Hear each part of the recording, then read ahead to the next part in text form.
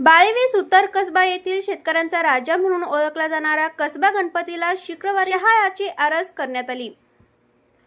भक्तांनी देवाच्या चरणी शहाळे अर्पण करीत देवाची सेवा केली होती। त्यात शहाळ्याची आरास शुक्रवारी करण्यात आली। यावेळी उत्सव अध्यक्ष गुरुशांत मोकासी यांच्या हस्ते सप्तनिक सामूहिक महाआरती करण्यात आली होती।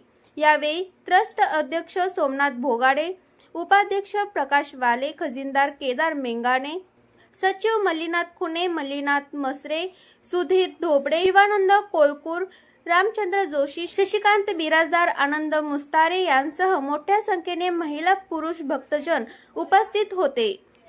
यावेळी उत्सव अध्यक्ष गुरुशांत मोकासी यांनी याबाबत अधिक माहिती दिली। आरासाहून आपण या ठिकाणी देखावा केलेला आहे।